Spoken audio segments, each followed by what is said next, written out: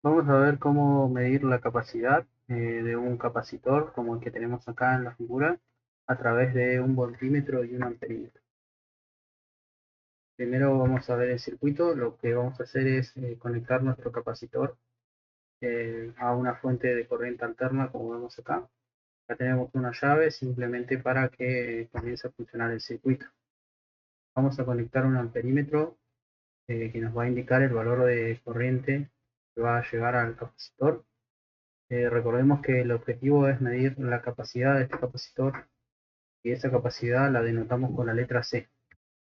Después conectamos un voltímetro en paralelo que va a medir la caída de tensión en el capacitor, una resistencia variable que simplemente sirve para controlar el flujo de corriente en el circuito y no quemar nada, no romper nada. Y un medidor de frecuencia para medir la frecuencia de la corriente alterna de la fuente que conectamos al inicio acá. Es bastante sencillo lo que hay que hacer. Vamos a plantear la ley de Ohm para corriente alterna. Sabemos que I es igual a B sobre Z. Z la impedancia. Despejamos la impedancia, la pasamos multiplicando y a la I después la pasamos dividiendo. Nos queda nuestra ecuación. Z igual a B sobre I.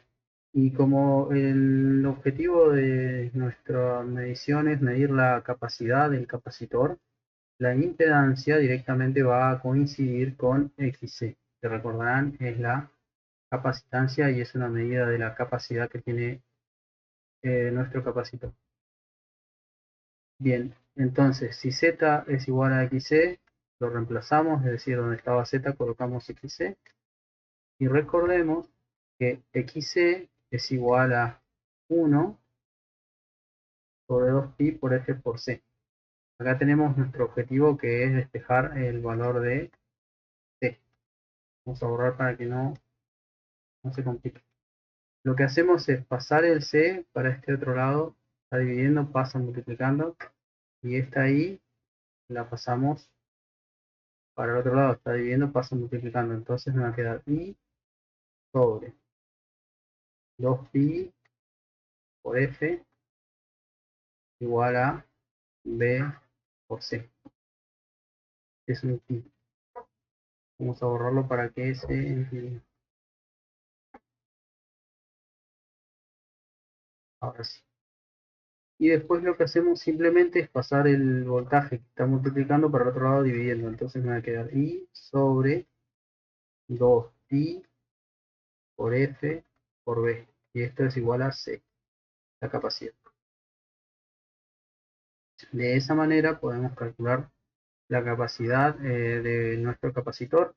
Lo único que necesitamos conocer son los datos de corriente, que la va a medir el amperímetro que tenemos acá, y voltaje, que la va a medir el voltímetro que tenemos ahí conectado en paralelo, y la frecuencia finalmente la va a medir nuestro frecuenciómetro. De esa manera entonces terminarían las cuentas. Bueno, acá tenemos la ecuación para calcular la capacitancia, que la traje a modo de recuerdo simplemente, la habíamos marcado acá. Y bueno, para finalizar el tema, la exactitud del método va a depender justamente de la exactitud de cada uno de los aparatos que vemos en nuestro circuito. Va a depender de la exactitud del voltímetro, de la exactitud del amperímetro y del frecuencímetro. Y generalmente este método se utiliza para medidas rápidas. Como notaron, es bastante sencillo y lleva muy pocos elementos para poder realizar la medición de la capacidad. Van a tener que poner la corriente en amperios, el voltaje en volt, la frecuencia en hertz y la capacidad les va a dar en faradio. Ese va a ser el sistema de unidades que vamos a manejar. Y eso va a ser todo.